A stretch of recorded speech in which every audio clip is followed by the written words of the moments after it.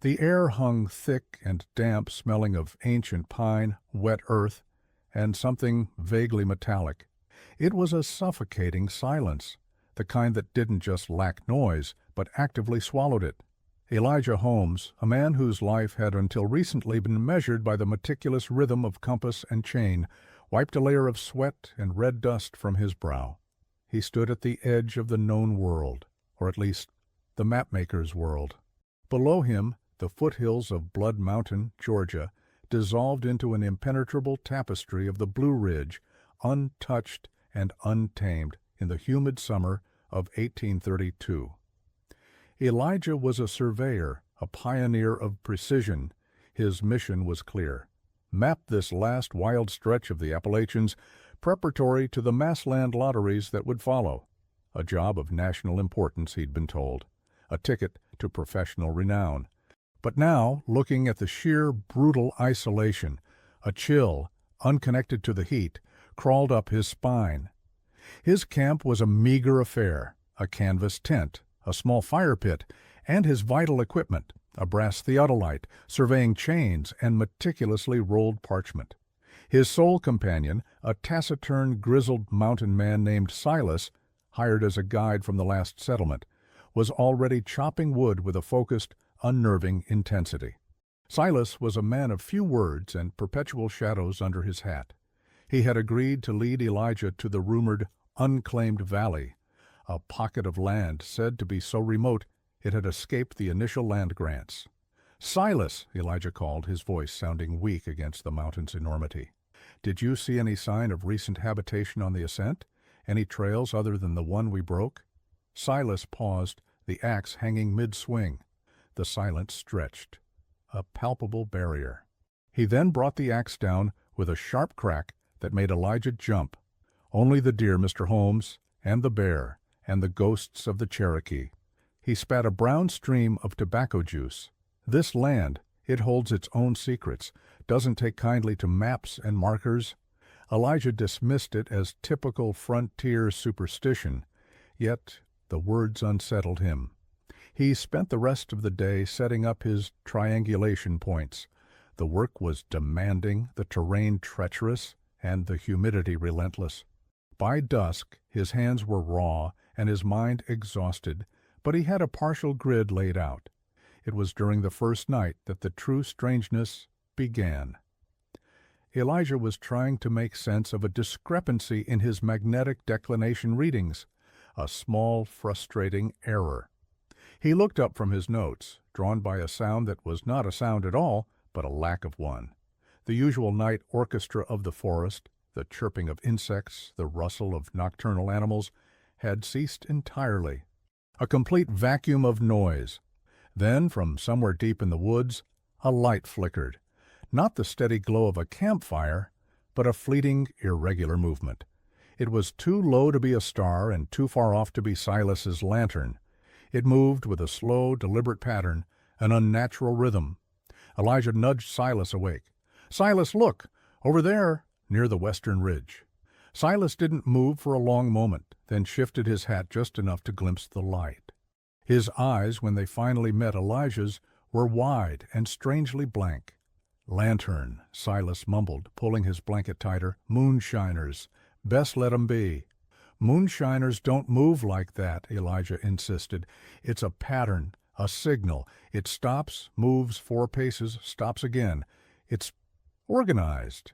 "Mountain folk are strange folk, Mr. Holmes. Best you stop looking and get some sleep.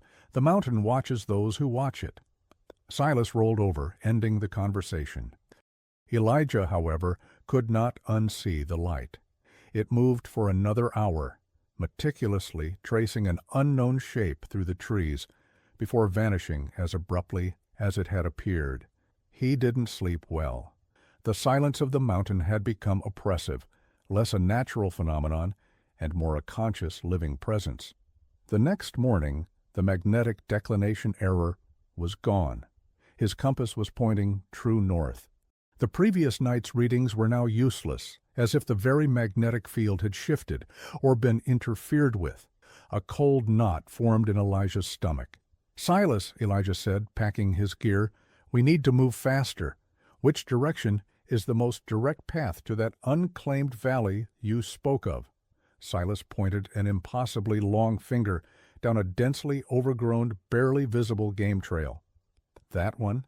But heed my words, Mr. Holmes. You map this land. You map the people in it. And some people don't take kindly to being put on paper." Elijah looked down the shadowed path.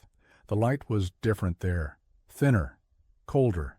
He thought of the unnatural silence, the moving light, the shifting compass. This wasn't just a survey mission. It felt like an intrusion. He took a deep breath, the damp air heavy in his lungs, and plunged into the undergrowth. He was seeking a valley, but he had a growing, terrifying certainty that he was about to find something far more disturbing than a geographical anomaly. He was about to find the source of the mountain's silence. The terror of the Blue Ridge is just beginning. Subscribe to the channel now and turn on notifications so you don't miss the next chapter of this terrifying, banned from history story. Your engagement helps us bring these forgotten nightmares to light.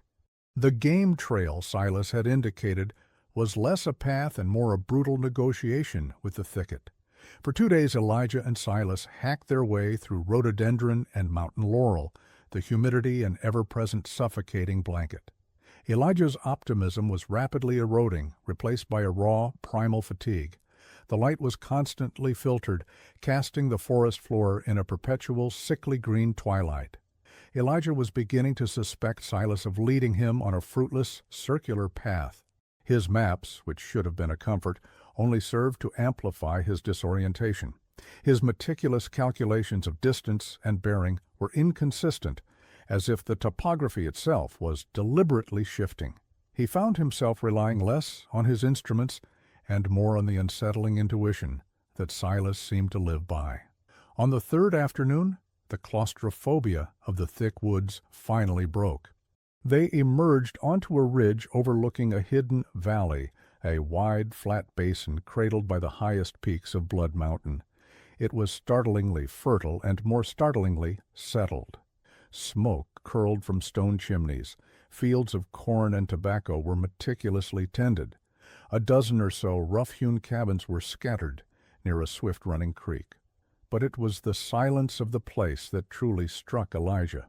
It was not the oppressive, natural silence of the deep woods, but a human silence, a place where labor happened, where life was lived, but where no sound carried. No children's laughter, no barking dogs, no distant shouts. "The unclaimed land," Silas stated flatly, breaking the quiet with a sharp cough. "The Wexford Valley." "Wexford?" Elijah frowned. "I have no record of any settlement under that name." Silas just shrugged. "They keep themselves to themselves. Been here since before the maps were printed."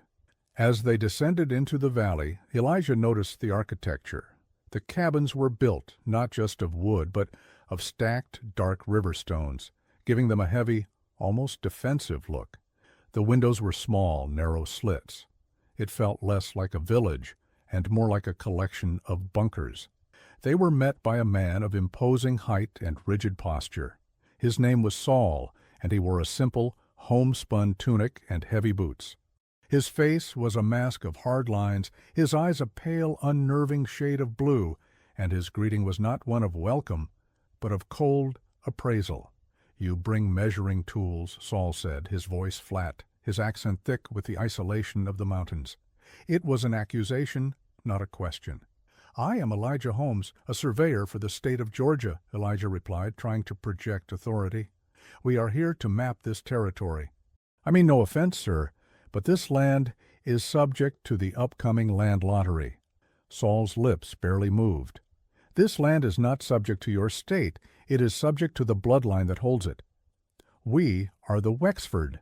Elijah felt a sudden, distinct drop in temperature. He tried to remain professional. "I understand this is your home, but the law requires documentation. I need to establish my camp and begin my work." Saul stared at him, then at Silas, who was now carefully positioned 10 feet behind Elijah, his hands loosely gripping his rifle. The tension was suffocating. "You will camp by the old mill," Saul finally instructed, nodding towards a dilapidated structure down by the creek. "You will be watched. We do not tolerate nosy eyes here. And your tools. He pointed a thick, calloused finger at the theodolite. Your metal eyes will not see what they are not meant to see. They set up camp under the watchful eyes of several other Wexford men who had quietly appeared from the woods. They were all similarly built, tall, gaunt, and strangely uniform in their pale coloring and silent intensity. Their movements were minimal, their surveillance total. That night Elijah tried to review his notes. He was profoundly unnerved. The people were the embodiment of the mountain's strange silence. He felt like an anthropologist who had stumbled upon a lost tribe, yet they were only an hour's hike from the edge of the official map.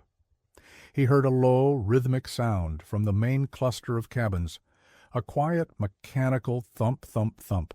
It was too deep for a drum, too regular for labor. It went on for hours. Elijah whispered to Silas, "What is that noise? Is it a celebration? A mill?" Silas, sitting close to the fire, warming his hands despite the heat, looked into the flames. "It's the heart of the Wexford, Mr. Holmes, keeps their rhythm." "Their rhythm of what?" "Of keeping things inside," Silas said without looking up. "They've sealed themselves off, to keep the world out and the rot in." Elijah shivered. He thought of Saul's cold eyes and the silent, unsettling uniformity of the people. He realized the unclaimed valley was unclaimed not because it was forgotten, but because it was fiercely, brutally defended. His surveyor's tools, symbols of order and documentation, felt dangerously provocative here, a direct threat to the Wexford's deliberate obscurity. The fear was no longer the mountain's emptiness, but the people who had claimed it as their own, and the dark secret they were guarding. The true survey had begun, and it was a survey of human terror. The next morning Elijah began his work under a sky that felt too close and too oppressive. He knew he had to establish a perimeter, but his movements were constrained by the subtle yet absolute presence of the Wexford. They never challenged him directly, but wherever he pointed his theodolite, a silent figure would appear at the edge of his sightline. A man leaning against a tree, a woman tending a patch of herbs, all facing his direction, unmoving. The Wexford diet seemed to consist mostly of corn, wild greens, and small game. They were industrious, but their work had a joyless, mechanical quality. Elijah noticed an odd physical trait. Many of the men and women bore a subtle but unmistakable asymmetry in their features. One eye slightly lower than the other, a jawline that angled off unnaturally, a hand that seemed too large for the wrist. The pale blue eyes were a constant, disturbing thread. His first real contact came when a girl, no older than 10, approached his makeshift office near the creek. She was carrying a small, hand-carved wooden doll. She moved with a strange, hesitant shuffle, and her eyes, the same unnerving pale blue, darted everywhere but at Elijah. "The headman wants to see your drawings," she whispered, her voice reedy and thin. "The headman?" Elijah asked. "You mean Saul?" "The headman," she repeated, her voice lacking inflection. She offered the doll to him. It was crudely made, with thick, disproportionate limbs and a perpetually wide, painted smile. Elijah took the doll. It was surprisingly heavy. "What is this for?" "A kindness," she said, "a sign of protection." Elijah felt a sudden wave of nausea. He looked at her closely. Her right earlobe was missing, replaced by a smooth scar. He looked up, and she was already gone, melting into the cornstalks. He showed the doll to Silas. The mountain man examined it for a long minute, his face unreadable. "A Wexford gesture," Silas finally grunted, handing it back. "They mark the beginning of their acquaintance with you. It's a warning, wrapped in an offer. They know you're looking for order. They're showing you their order." Elijah spent the afternoon surveying the creek. His goal was to trace the water source. Water meant life, and control over it was power. As he walked upstream, the valley walls closed in, the air becoming cooler. He soon found the central structure of the Wexford settlement, a massive 2-story log building that was clearly the heart of their operations. It was here that the rhythmic thump-thump-thump of the night before seemed to emanate. He was caught by two men emerging from the building, both carrying buckets. They were brothers, judging by their identical, slightly receding chins and large, pale hands.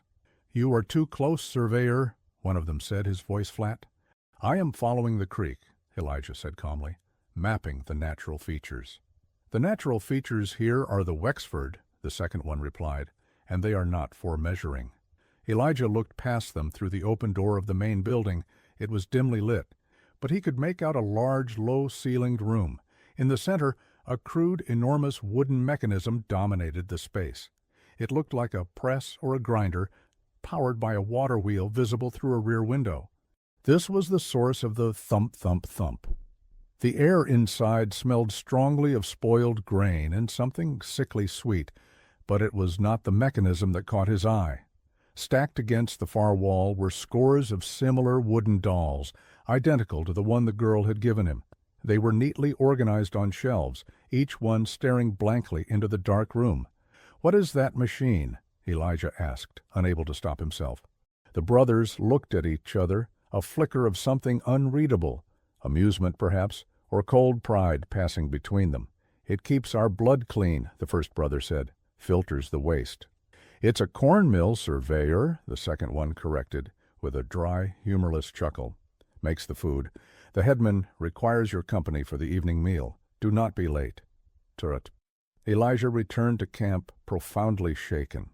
The cold uniformity of the settlement, the uncanny physical similarities, the mechanical nature of their labor, and now the stack of identical, unnerving dolls. The corn mill explanation felt too simplistic, too quick. He examined the doll again. He ran his fingers over the thick wooden limbs. They were carved to be sturdy, to last. But the painted smile, it was frozen, manic, and utterly empty. He opened his satchel and pulled out his ledger. He needed to document the unsettling visual pattern he was witnessing. He sketched the facial asymmetries he'd seen, noted the unsettling pale eye color, and wrote down the names Saul and Wexford. He realized this was the real reason they were banned from history books, not because they were forgotten, but because they had intentionally erased themselves, maintained their own order, and were determined to keep their lineage a secret. His mission had shifted. It was no longer about mapping territory. It was about exposing a human horror. He was starting to suspect that the rot Silas mentioned was not agricultural, but biological and moral, a terror born of generations of isolation and the calculated suppression of dissent. And he was about to sit down for dinner with the architects of that silence. The evening meal was held in the main Wexford Hall, the same building that housed the massive wooden press. The air inside was warm, stagnant, and thick with the smell of wood smoke and a strong, unpleasant spice. The long, rough-hewn table was set for perhaps 20 people, and every seat was filled when Elijah and Silas were ushered in by Saul. Elijah was seated at the headman's right. Saul's wife, a stern, silent woman named Martha, sat to his left. She had the same pale blue eyes as everyone else, but hers held a deep, settled sorrow that felt almost like a plea. The meal was a monotonous mash of boiled corn and dried meat. There was no conversation, only the scrape of wooden spoons against wooden bowls and the heavy breathing of the diners. It was a ritual, not a communal activity. Elijah tried to initiate small talk, but his words were met with silence or monosyllabic replies. He asked about the crops, the weather, the history of the mountain. Each query was deflected or simply ignored. "The history of the mountain is in the mountain," Saul said finally, his voice cutting through the quiet. "It is not in the mouth of men, least of all men from the outside." "I respect your traditions, Headman," Elijah said carefully. "But the progress of the state requires documentation. If you cooperate, your rights to the land can be established." Saul put down his spoon, the sound echoing unnaturally. He looked directly at Elijah, his gaze cold and absolute. We do not seek rights from your state. We seek to be left alone. Our right is our blood. It is what keeps us whole." Elijah noticed the children. They were seated together at the end of the table. They ate quickly, without a word, and their movements were synchronized. But one boy, perhaps 5 years old, caught Elijah's attention. He had the usual pale eyes, but his gaze was clear, intelligent, and desperately frightened. As the boy ate, he kept his left hand hidden beneath the table. But at one point, in a quick, furtive movement, he exposed it. Elijah gasped internally. The boy's hand was fused, not completely, but 2 fingers were joined by a thick web of skin, and the hand seemed to end in a blunt, malformed palm. Elijah quickly looked away, his pulse hammering in his throat. This was the rot Silas spoke of. This was the evidence of generations of inbreeding, the consequence of brutal calculated isolation. He stole a glance at Martha, the headman's wife. She had seen him looking. For a brief, agonizing moment, her eyes locked with his. She gave the smallest, almost imperceptible shake of her head, a warning, a confirmation, or both. The meal concluded as abruptly as it began. There were no good nights, no thanks. The diners simply rose and left the hall, dissolving into the night.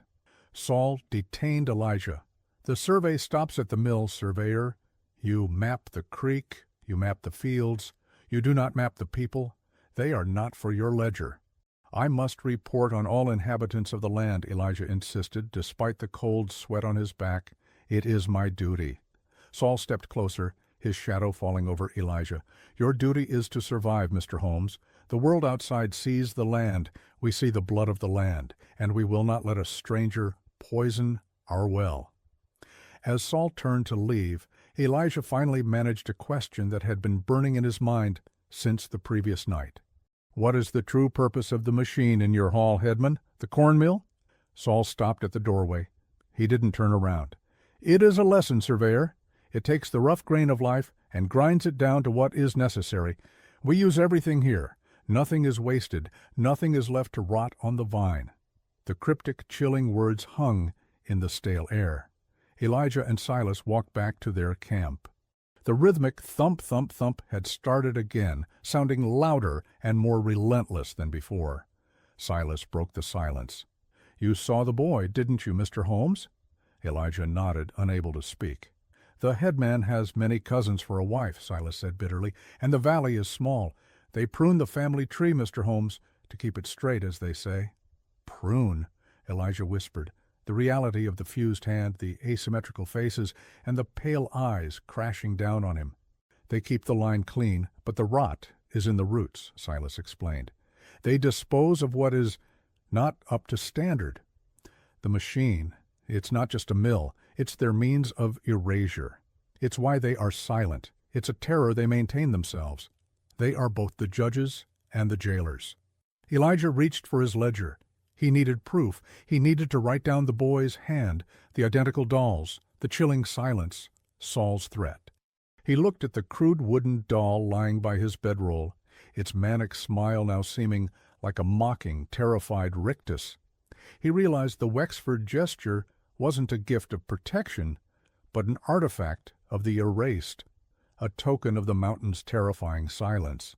He now knew what he was facing, a systemic, self-imposed horror, one that had been evolving in isolation for generations. His survey had just become a desperate investigation into a crime against humanity.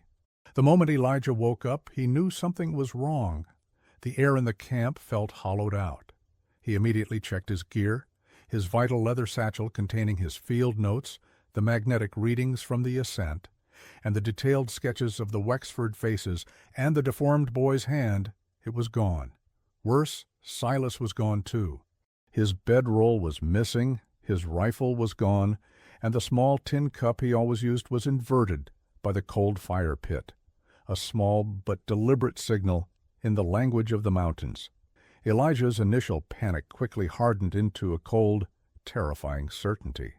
Silas hadn't abandoned him. He had been bought, threatened, or coerced. The mountain man had carried out his duty to the Wexford, removing the evidence, the very maps and notes that threatened to expose their dark lineage. He spent a frantic hour searching the nearby creek bank and the dense undergrowth, but the satchel was nowhere to be found. The rhythmic thump, thump, thump of the mill started early that morning, seeming to mock his desperation. Elijah decided on a risky, direct approach. He walked straight to the headman's cabin. Saul was sitting on his porch, meticulously whittling a piece of oak. He did not look up when Elijah approached. "The headman of the Wexford," Elijah said, his voice strained but controlled. "My satchel containing state property and my guide Silas have both disappeared." Saul continued whittling, a thin curl of wood falling to the porch floor. "The mountain takes what it will, surveyor. It does not much care for paper, and men are easily persuaded to return to the silence they came from." "Silas took my notes," Elijah accused, leaning forward. "He was paid to deliver them to you. The descriptions of the deformities, the inbreeding, the strange rituals, they are all in that satchel. I want it back." Saul finally stopped his work. He looked up, his pale eyes completely empty of emotion. "You are reckless, Mr. Holmes. You came here seeking a boundary, but you crossed a bloodline. Your notes are meaningless to us. What is important is that you stop writing them." Elijah realized the gravity of his mistake. He had treated the Wexford like an obstacle, when they were a self-aware, active antagonist. They hadn't just taken his notes, they had removed his lifeline, the only other man who knew he was here, and his only objective proof. "I will leave the valley now," Elijah declared, making a calculated retreat. "But I will report everything. Your isolation will not protect you from the law of the state." Saul smiled, a thin, chilling gesture that did not reach his eyes. "The mountain is our law, surveyor. You will find that the path out is not the same as the path in, and the mountain does not forget an intrusion." Elijah turned and began to walk away, but Saul's next words stopped him cold. "The girl with the doll, Mr. Holmes. You noticed her ear, yes? A small piece missing." Saul picked up a sliver of wood he'd carved. "A necessary sacrifice, to keep the rest whole. You are now the one alone in the wilderness. Who will you rely on when the mountain closes its doors?"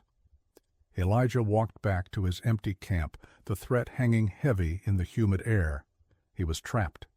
He was a professional man of precision, and his tools of order had been rendered useless by the sheer, terrifying disorder of human cruelty. He sat down by the creek, defeated, staring at the running water. He noticed a small, smooth, flat stone wedged into the mud near the bank. It was unnatural in its shape. He picked it up. On the underside, scratched crudely with a sharp point, were 4 distinct symbols: a circle, a cross, a triangle, and a straight line. Beneath them, a fresh single scratch line, a directional arrow, pointed upstream toward the mill. Elijah looked around nervously. He saw no one. This was not the work of the Wexford. They communicated in threats and silence. This was a message of desperate defiance. The stone was cool in his hand, a lifeline thrown from the darkness. He remembered Martha's sorrowful, warning glance at the dinner table. He remembered the frightened intelligence in the little boy's eyes. One of them, or a small group of them, was breaking the silence. They were taking an enormous, potentially fatal risk to communicate. The symbols felt like a primitive key. Circle, life whole. Cross, boundary death. Triangle, a group family. Line, a path. Truth. And the arrow pointing to the mill, the heart of the Wexford's terrible order. Elijah realized his survey was not over. His confrontation with Saul had been a necessary step. He had forced their hand, and in doing so he had revealed a crack in their unity.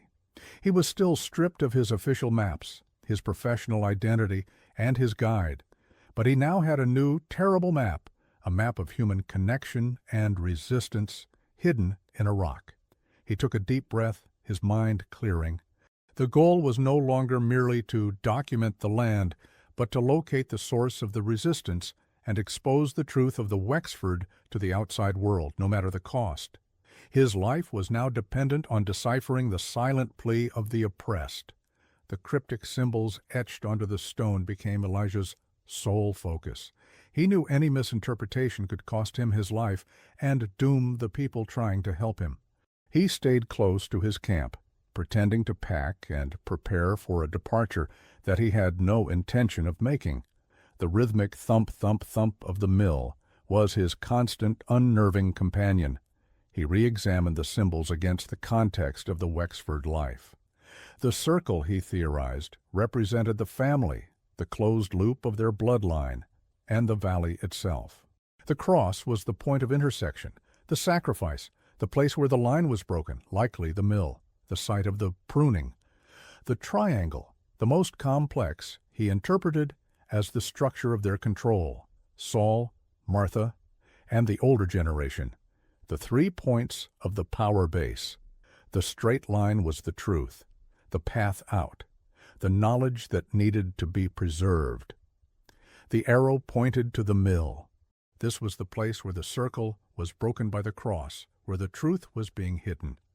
He had to go back to the mill, but not in the daytime. As the sun began to set, Elijah observed a ritual in the valley. A group of women, led by Martha, walked silently into the cornfields. They returned carrying large, tightly woven baskets, which they took directly into the mill building. This was a new development. He hadn't seen this particular activity before. It was after this delivery that the thumping would start, going on late into the night. He prepared for the night. He took his smallest notebook, a pencil, and a single percussion pistol, a heavy single-shot comfort. He waited until the moon had fully set, plunging the valley into a blackness so dense it felt like a physical weight. The only light was the distant, wavering glow from the mill windows, and the sound was the steady, mechanical thump, thump, thump. Elijah moved slowly, utilizing the thick shadows of the river oaks. He moved not as a surveyor, but as a predator, low to the ground, his heart pounding a frantic counter-rhythm to the mill's mechanical beat. He reached the edge of the mill clearing and took cover behind a stack of drying logs. He could see the interior clearly. Saul and the 2 brothers were overseeing the machine. It was indeed a large press, but it wasn't grinding corn. It was pressing an oily, dark mash that was being fed from the women's baskets. The residue was a sickly, pale yellow paste that solidified quickly and was then meticulously shaped into the crude wooden dolls. The sight was nauseating. The air was heavy with the smell of fermentation and something else, something animalistic, like old blood and decaying meat. The press was not for grain. It was for something organic that needed to be pulverized and reduced to a silent, inert form. As Elijah watched, horrified, one of the younger men, barely an adult, entered the room carrying a dark cloth bundle. He laid it carefully on a side table. Saul nodded, a gesture of cold finality. The young man then picked up a large iron ladle and approached the dark mash. He stirred it, then took a sample and offered it to Saul. Saul tasted it, his eyes closing in what looked like a perverse, concentrated approval. Elijah understood then. The dolls weren't just tokens. They were the inert, physical embodiment of the pruned. The waste wasn't discarded. It was reincorporated, recycled into the very fabric of their silent lives. The mill was a machine of erasure, turning the inconvenient and the imperfect into a terrible structural lie. As the younger man turned to leave, he momentarily paused by the window. He was close enough for Elijah to see his face clearly. It was the young man who had accompanied the boy with the deformed hand at dinner, and then the young man did something impossible. He raised his hand and brought his thumb and forefinger together, forming a perfect circle. He then quickly crossed his arms across his chest, making an X. He touched his right ear, then traced a line from the corner of his eye to his chin, the circle, the cross, the line. The youth was speaking the language of the stone. He gave a final desperate gesture. He subtly pointed not to the mill itself, but to a small, low-slung shed 20 yards behind it, almost hidden by the shadows.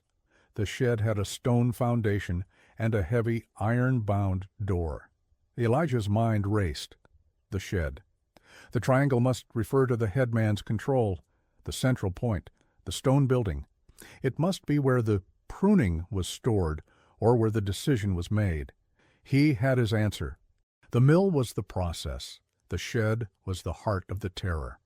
Elijah retreated slowly, carefully. He knew he could not linger. The longer he stayed, the higher the risk. As he crept back to his camp, he felt a powerful, visceral need to document this final piece of the puzzle. He found a piece of charcoal from his cold fire pit and scribbled the new information on the inside cover of his worn Bible, the last piece of paper he dared to use. He had to get out. He had to report the truth about the Wexford.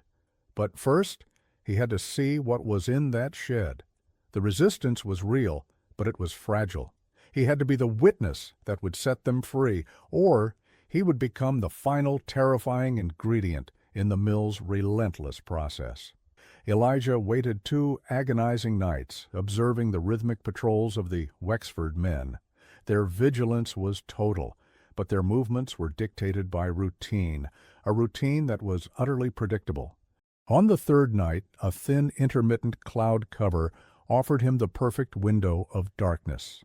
The thump, thump, thump of the mill had stopped abruptly at midnight, a strange, profound silence that felt less safe than the noise. He moved with the professional silence of a man who had spent his life reading the terrain. He had studied the movements of the young man and the 2 brothers, noting where they paused, where their lanterns cast the most shadow. He reached the shed behind the mill without incident. The shed was a small, squat building, built directly into the rising earth, its walls thick stone. The iron-bound door was secured by a heavy wooden bar. It smelled of cold stone and a faint metallic odor, like a long, empty butcher's shop. Elijah knew he couldn't force the door. The sound would carry across the silent valley. He circled the structure, his hands tracing the rough mortar. The building was designed to contain, to isolate. He found a gap, a small, poorly mortared opening where a section of the stone foundation met the timber frame. It was barely the size of a man's hand, but it was enough.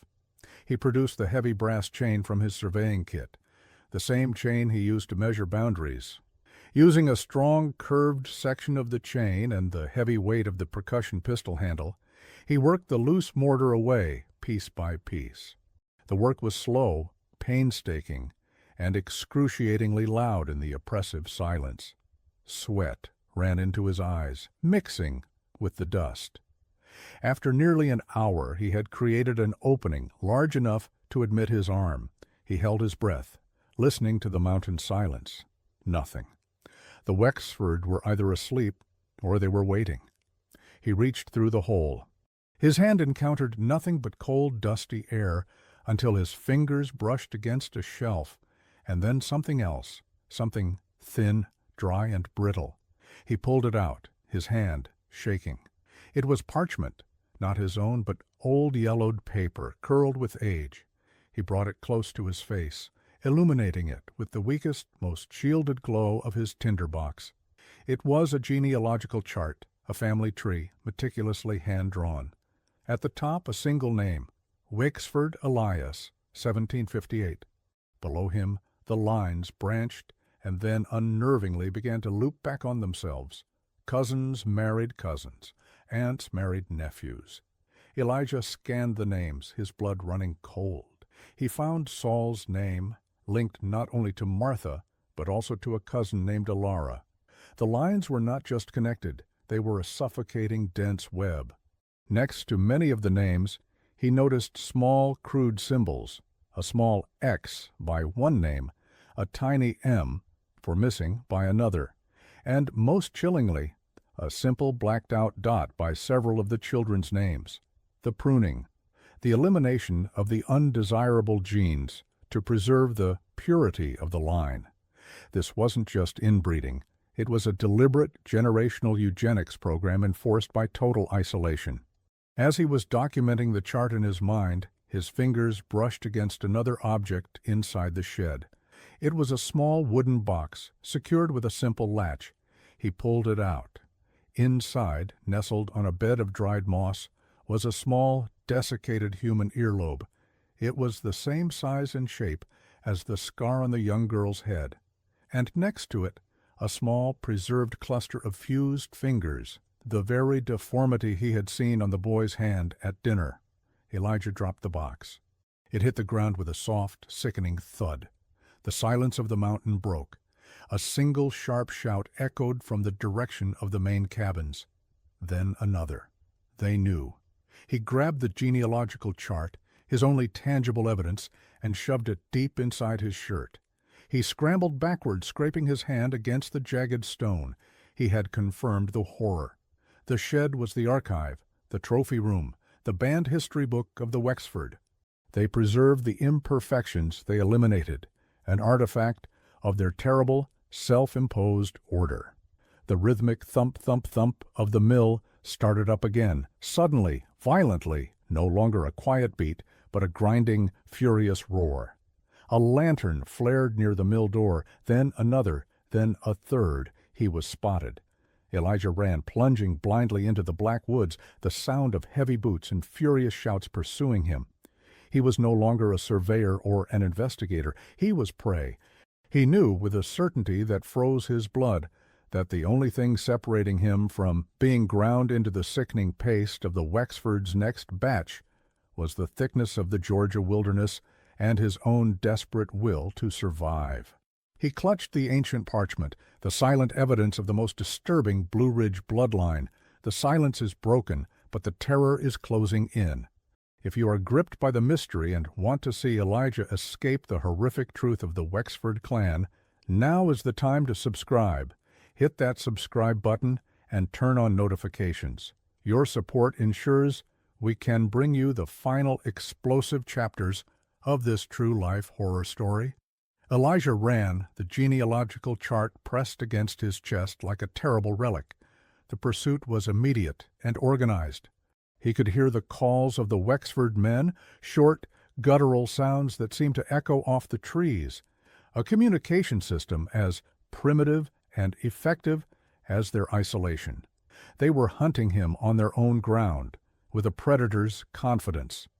He scrambled up a steep embankment, his lungs burning, the humid air offering little relief. He knew he couldn't outrun them for long. They were mountain-born and familiar with every root and stone. His only hope was to reach the high ridge and somehow get back to the main trail they had used to enter the valley, but the Wexford were already cutting off that route. He was momentarily blinded by a lantern beam sweeping through the trees. He dropped into a thick patch of ferns, his pistol digging painfully into his hip. The boots came close, so close he could smell the damp wool and wood smoke on the hunter. "He carries the paper," he heard one of the men whisper, the voice recognizable as one of the brothers. The headman wants the paper whole. Bring him alive. The demand to keep him alive chilled Elijah more than the threat of a bullet. It meant his death would be a deliberate, public, and painful lesson. He broke cover and ran perpendicular to the main direction of the pursuit. He ran until the sounds of the chase faded slightly, leaving only the thunder of his own heartbeat. He collapsed under an ancient white pine, dizzy with exhaustion and adrenaline. He checked the parchment. It was damp with his sweat, but intact. He was holding the key to their entire, horrific existence. As he rested, he realized the air felt different again. It was heavy with a faint, cloying sweetness. He looked up. He was in a small circular clearing, and the trees surrounding it were all the same species of pine, but they were sickly, their needles a yellowish green. And hanging from the lower branches, tied with rough twine, were dozens of small faded cloth bags. He reached up and cautiously pulled one down. It was filled with dried aromatic herbs and a brittle dark substance. He recognized the smell. It was the same sickly sweet scent he had noticed faintly in the mill. A sudden, sharp sting hit his neck. He slapped at it, a large, black, aggressive mosquito. Then another, and another. The clearing was filled with them, drawn by the scent emanating from the cloth bags. A slow, creeping realization dawned on him. The Wexford weren't just using the land, they were weaponizing it. They had created a perimeter, a trap of scent and insect. The herbs in the dark residue were a powerful attractant for the most dangerous, disease-carrying insects of the region. As the mosquitoes descended on him, biting savagely, he heard the faint sound of a dry branch snapping back in the direction he had come from. He had led the hunters right to the edge of the trap. They knew he would be drawn here, and they knew what would happen to him when he stopped. He scrambled to his feet, fighting off the cloud of insects, his skin already covered in weeping welts. He couldn't go back. The hunters were there. He had to go deeper into the pine trap. As he plunged through the sickly pines, he saw a glimmer of light ahead, a small, steady point, unlike the erratic, organized light he had seen on the first night. He thought of the small boy, Martha, the young man, the silent resistance. This might be a signal. He burst out of the pines and found himself looking down a narrow, rocky gorge. Across the gorge, nestled beneath a large rock overhang, was a small, well-hidden shelter. And standing at the entrance, holding a small, covered lantern, was a woman. It was Martha. Her face was etched with a fearful resolve. She made a single urgent gesture with her free hand, a circle drawn quickly in the air, then a line pointing down into the gorge. Elijah didn't hesitate. He scrambled down the loose rock face, the genealogical chart clutched in his hand. He reached the bottom, bruised and exhausted, and looked up. Martha was gone. But on the rock where she had stood, a fresh carving had been made, a small chipped triangle pointing toward the ground. The control, the headman's power, was below. Elijah found a break in the rock face that led into a dark, narrow crevice. He squeezed inside, pulling his pistol. He was abandoning the mountain surface for the underground, the final, desperate territory of the Wexford. He had been lured into the heart of the mountain's terror, but he was no longer alone. He now had the parchment, and he had the faith of the oppressed. The passage was a nightmare of cold, damp stone and choking darkness. Elijah's pistol was useless as a light source. He had to rely on his hands to feel the slippery, uneven floor. He moved with agonizing slowness, the air growing colder and damper until the metallic smell of the mill was replaced by the cloying scent of raw earth and a subtle, musky odor that spoke of long-term habitation. After what felt like hours, the crevice opened into a small, dry cavern.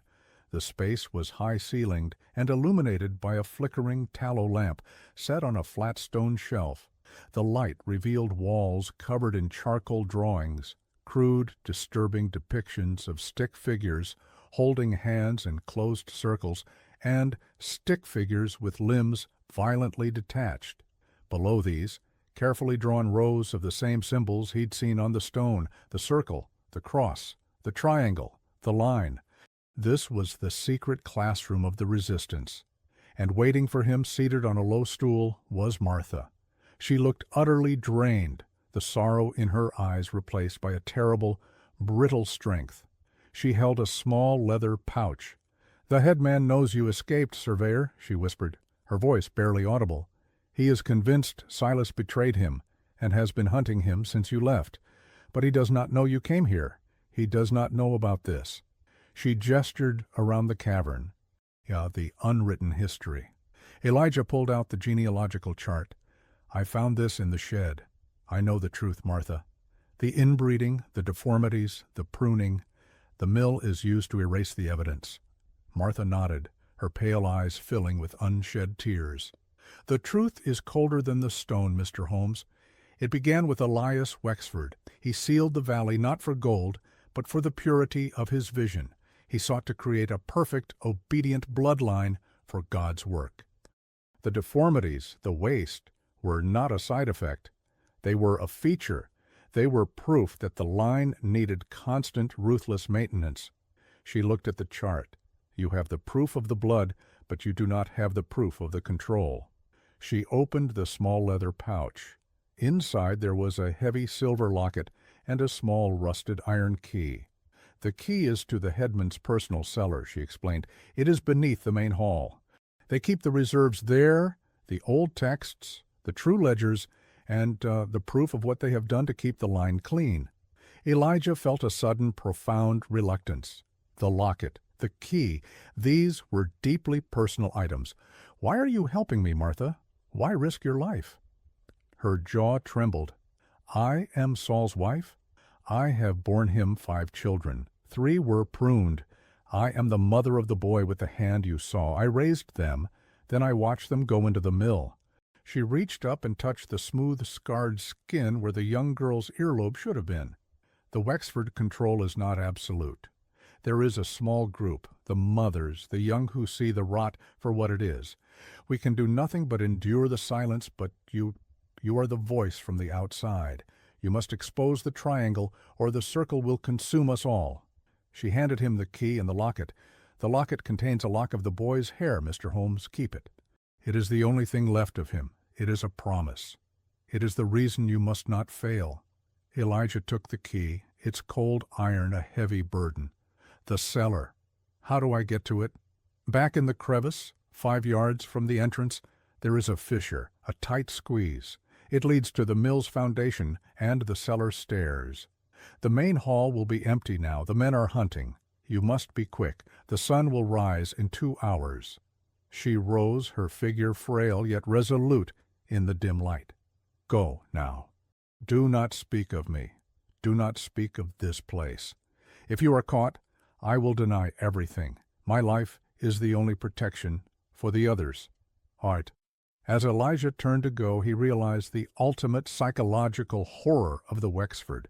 It wasn't just the inbreeding, it was the chilling efficiency of their self-erasure, the systemized elimination of the weak enforced by the absolute power of the headman. He had to penetrate the cellar, the literal foundation of their power, and retrieve the final evidence. He looked back at Martha. She was already gone, dissolved into the shadows, leaving him alone with the parchment, the key, and the heavy weight of the locket, a small, tangible piece of a horrifyingly silenced life. He squeezed through the fissure, the iron key cold in his sweating palm, heading toward the darkest secret of the Wexford bloodline. The crawl was agonizing. The fissure was just wide enough for his body, and the rough stones tore at his clothes and skin. He could hear the low, distant rumble of the water wheel that powered the mill, a constant menacing sound. The air smelled of decay and wet plaster. He emerged into a cramped, dark space, the mill's stone foundation. A narrow, crumbling staircase led up into the absolute blackness of the main hall. He climbed the steps, each one a risk of collapse, until he reached a solid, stone-flagged floor. He was in the main hall. The machine was massive and silent in the pre-dawn gloom. He could see the dark, sticky residue on the wooden press, the horror of it only amplified by the silence. He found the cellar door near the great hearth, a low, heavy wooden slab set into the floor, secured by a large, ornate iron lock. Elijah inserted the rusted key. It turned with a loud, grating clunk that seemed to reverberate through the entire valley. He held his breath, waiting for a shout, a sound of movement. Nothing. The Wexford were still hunting Silas, or maybe they were waiting for him to come out of the mountain. He descended into the cellar. It was a perfectly preserved dry space, unlike the damp tunnels. Oil lamps hung on the wall, and he lit one quickly. The light revealed not preserves or supplies, but a meticulously kept archive. Along one wall were leather-bound books, not Bibles or hymnals, but the ledgers of the line. Elijah flipped one open. It was a handwritten account, starting with Elias Wexford, listing generations of births, matings, and, most horrifyingly, the disposition of the children. Dates of birth, notes on physical traits, and a final clinical note. DP, dispositioned by pruning. Reason, cranial asymmetry. DP'd, reason, fused phalanges. This was the proof of premeditated murder, generational in scope, masked as eugenics. But the final horror was in the center of the room. A large wooden chest, bound with 3 heavy chains. On top of the chest was a small, hand-carved altar, a mound of dark, dried paste, shaped into a miniature, grotesque effigy of a child. Elijah found a crowbar hanging nearby used for lifting the heavy press mechanisms. He jammed it under the chest lid and strained. The wood creaked and groaned, and finally, with a loud, splintering crack, the lid flew open. Inside, the chest was filled with an array of personal artifacts: jewelry, small toys, lockets, and, most gut-wrenchingly, scores of small, perfectly white, human bones. The ribs of infants, the finger bones of toddlers, tiny mandibles. This was the final structural truth of the Wexford.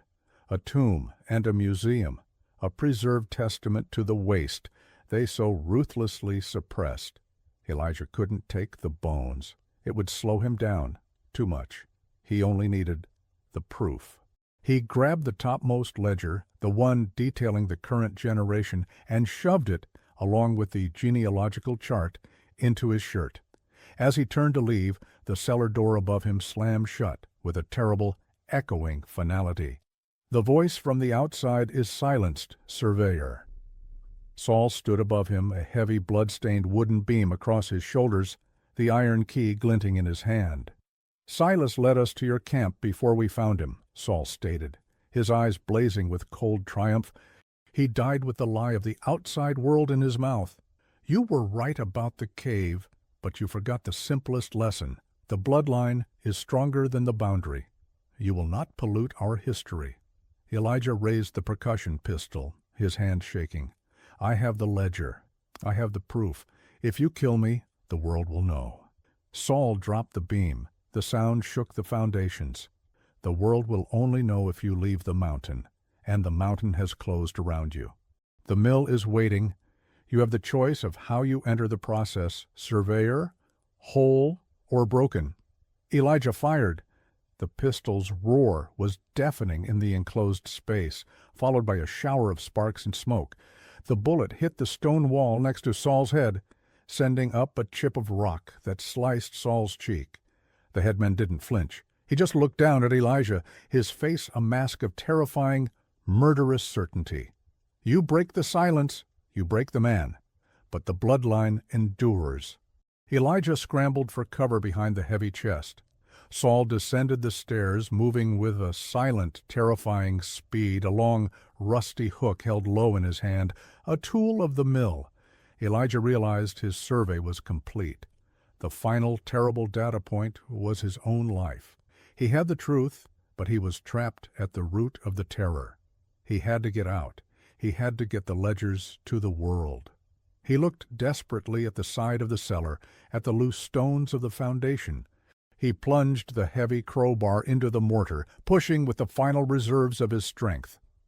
The stone cracked, then split, revealing a tunnel of absolute blackness, a natural drainage channel beneath the mill. Saul was upon him. The hook slashed through the air, catching Elijah's shoulder, tearing cloth and skin. Elijah cried out, a guttural sound of pain and fear, but he pulled the crowbar free and used it to smash the lantern, plunging the cellar into darkness. He scrambled into the small, rough opening, just as Saul's boots hammered against the stone floor. He was inside the tunnel, crawling desperately, the sound of Saul's frustrated, animalistic roar echoing behind him. He held the ledger, the parchment, and the small, heavy locket. The last thing Elijah heard as he crawled into the cold, damp earth, leaving the Wexford behind, was the chilling, slow sound of the heavy wooden beam being dragged toward the broken entrance of the tunnel, sealing him in the darkness, the truth clutched to his bleeding chest, a horrifying secret waiting to be brought into the light. The bloodline was secure, but their silence had been stolen.